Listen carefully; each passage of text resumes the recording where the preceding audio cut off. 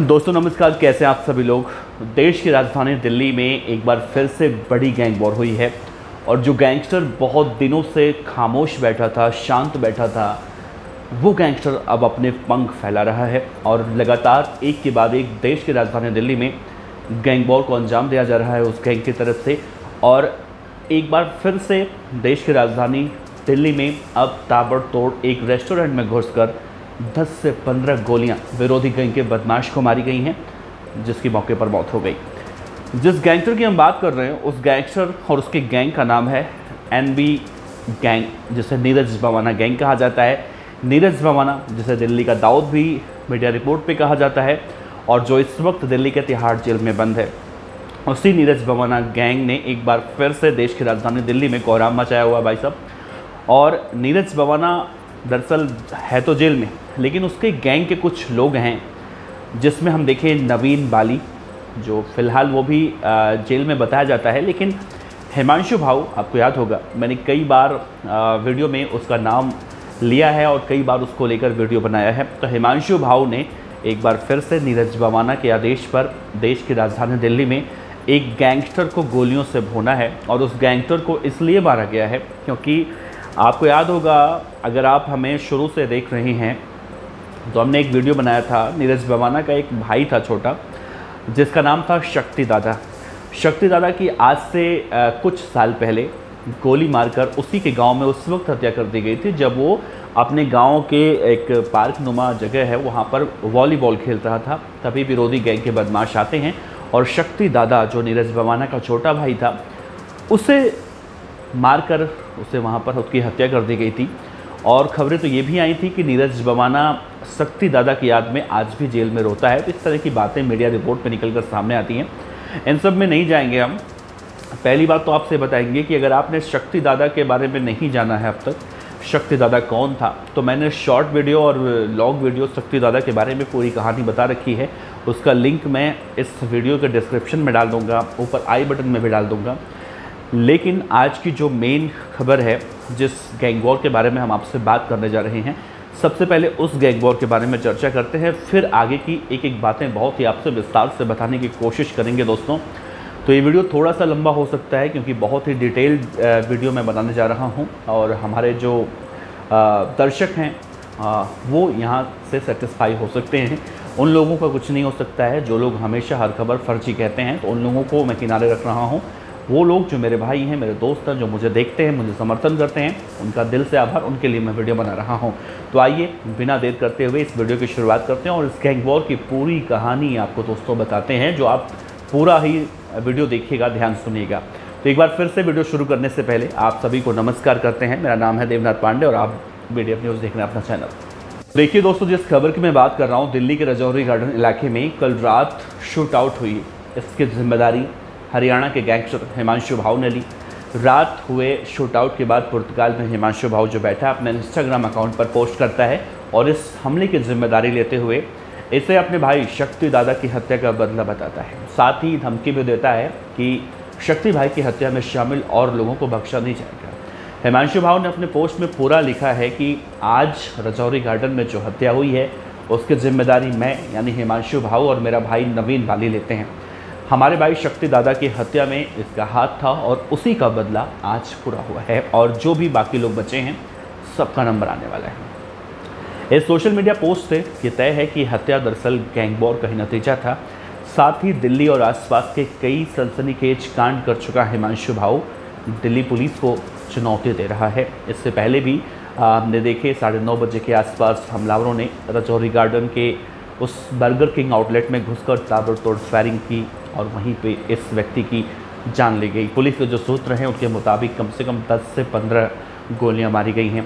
इस घटना में जो टारगेट था यानी उनका बदमाश विरोधी गैंग का, वही मारा गया। दिल्ली पुलिस के मुताबिक जो मरने वाला व्यक्ति है उसके पास कोई भी ID card, purse, mobile phone कुछ नहीं मिला है, लिहाजा उसकी शिनाख्त अभी हुई है, बताऊँगा आपको, लेकिन मुश्किलें बहुत आई हैं।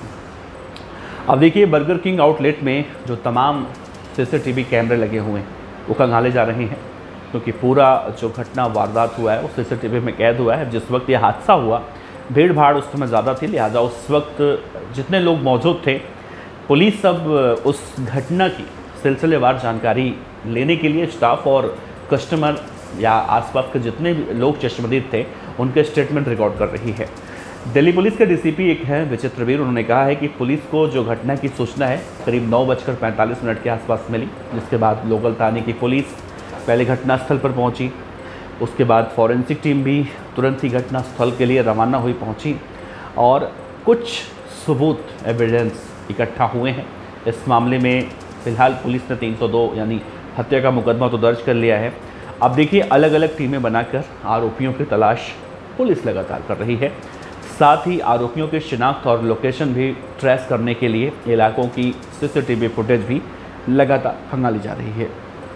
देखिए, दूसरी तरफ पुलिस हर मामले से जांच पड़ताल कर रही है। कहा यह भी जा रहा है कि उसकी एक गर्लफ्रेंड भी थी, उसकी भी तलाश की जा रही है, जो घटना के बाद गायब हो चुकी है। पुलिस को इस बात का अंदेशा है कि वो महिला फायरिंग के फ़ौरन बाद भागते वक्त अपने साथ मृतक का मोबाइल और पर्स भी साथ ही लेकर गई है। महिला ने ऐसा इसलिए किया होगा क्योंकि अब तक वो पुलिस के सामने क्यों नहीं आई है, इसे लेकर भी तमाम सवाल उठ रहे हैं, जिनका जवाब पुलिस तलाशने की कोशिश कर रही है।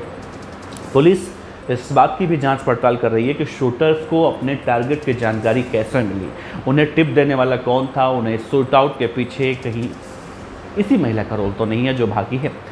गैंगस्टर हिमांशु भाव इस वक्त विदेश में बैठा है और उसके खिलाफ इंटरपोल ने रेड कॉर्नर नोटिस भी जारी कर रखा है पहले से। लगभग 1 महीने पहले इसी तरह से पश्चिमी दिल्ली में भी हिमांशु भाव ने फ्यूजन कार शोरूम में अपने शूटरों के जरिए गोलियां चलवाई थी और उसमें भी एक शूटर को बाद में दिल्ली पुलिस की स्पेशल सेल ने एक एनकाउंटर में ठोक दिया था। हिमांशु भाव लॉरेंस बिश्नोई गैंग का एंटी गैंग कहा जाता है और हाल ही फिलहाल में दिल्ली और हरियाणा में वो ताबड़तोड़ वारदातों को अंजाम दिलवा रहा है, दे रहा है। और दिल्ली पुलिस की क्राइम ब्रांच ने हिमांशु भाव गैंग पर फिलहाल मकोका के तहत अभी हाल ही में केस दर्ज किया है। पुलिस सोशल मीडिया पोस्ट में जो दावे किए गए हैं इस मामले में उसकी जांच पड़ताल कर रही है और ये पूरा मामला यानी रजौरी गार्डन गोलीकांड का जो मामला है, जो मरने वाला व्यक्ति दुश्मनी का पहचान हो चुकी है, अमन नाम था और अमन अशोक प्रधान गैंग से जुड़ा हुआ था। सूत्रों के मुताबिक अक्टूबर 2020 में नीरज बवानिया का छोटा भाई शक्ति दादा, इसकी हत्या की मुखबिरी का आरोप इसी अमन पर था। जांच के दौरान ये बात भी निकलकर सामने आई है कि अमन के बर्गर किंग में एक ट्रैप के तहत बुलाया गया था। जो लड़की है, गर्लफ्रेंड है जो इसके साथ आई थी, वो फिलहाल भाग चुकी है और कहा जा रहा है कि उसका भी आपराधिक रिकॉर्ड रहा है। हरियाणा पुलिस ने उस लड़की की तलाश कर ली है और लड़की भी बहुत जल्दी पुलिस की गिरफ्त में होगी। सोचिए, अशोक प्रधान गैंग का गैंगस्टर, खबरी, आप जो भी कुछ कह लीजिए, अपनी महिला मित्र के साथ रजौरी गार्डन के बर्गर किंग आउटलेट पर आता है, वहाँ बर्गर ऑर्डर करता है और उसके बाद शूटर आते हैं और 10 से 15 गोलियां मारते हैं। इन सब में सबसे अच्छी बात ये रही दोस्तों कि जो आसपास कस्टमर थे, महिलाएं थी, बच्चे थे, वो लोग सेफ़ हैं, सही सलामत हैं, उन्हें किसी भी तरह की कोई दिक्कत नहीं हुई है क्योंकि शूटर्स आए थे जिसे मारने, उसे ही मारकर वहाँ से फरार हो गए। अब सवाल यही उठ रहा है कि जो लड़की उस शूटर यानी अमन, जो अशोक प्रधान गैंग का है, जिसके ऊपर नीरज बवाना के छोटे भाई शक्ति दादा की हत्या की मुखबिरी का आरोप है और उसी की मुखबिरी के आरोप में उसकी हत्या करवाई गई है, वो लड़की क्या उसे एक ट्रैप में फंसाकर वहाँ पर बुला कर लेकर आई थी? क्या कोई, जैसा मैंने जिक्र किया, उस लड़के के पास यानी उस शूटर के पास, बदमाश के पास ना तो कोई पर्स है, ना तो कोई आईडी है, ना ही कोई मोबाइल फ़ोन है। ऐसा इस मौजूदा वक्त में इम्पॉसिबल, क्योंकि हर किसी के पास आज के मौजूदा वक्त में एक मोबाइल फ़ोन होता है, एक पर्स होता है, नहीं कुछ तो उसका आईडी होता है। किसी के पास अगर कुछ नहीं है तो एक कहीं ना कहीं इस तरफ इशारा कर रहा है कि वो लड़की उस लड़के को फंसा कर लेकर आई थी ताकि नीरज बवाना गैंग के बदमाश उसकी हत्या कर सकें। फिलहाल देखिए, हरियाणा पुलिस ने तो फिलहाल ये कहा है कि उस महिला का आपराधिक रिकॉर्ड रहा है, वो पकड़ी जाएगी बहुत जल्दी और उसकी पहचान हो चुकी है।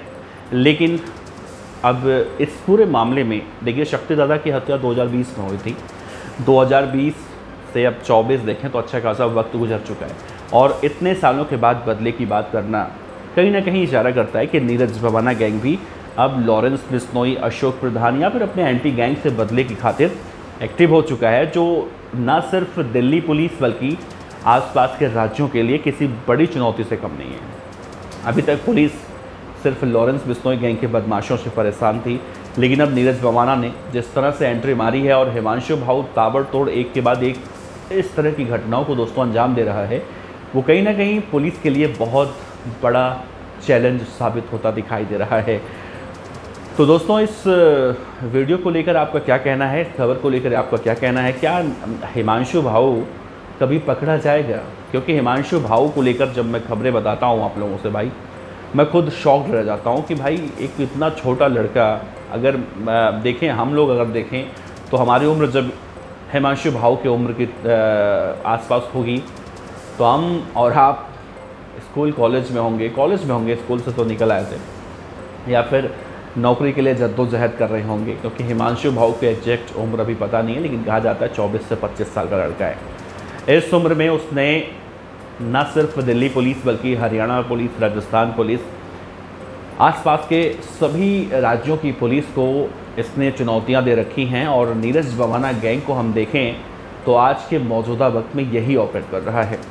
तो ये कब पकड़ा जाएगा नहीं पता, लेकिन फ़िलहाल दिल्ली में जिस तरह से एक कांड कर रहा है वो कहीं ना कहीं परेशान कर देने वाली बात है। तो दोस्तों इस खबर पर अपनी राय रखिएगा और आपका बहुत बहुत शुक्रिया, आप अभी तक देख रहे थे तो। और जिस तरह से आप सभी प्यार देते हैं ऐसे ही प्यार देते रहिए, अच्छा लगता है। नमस्ते, जय हिंद।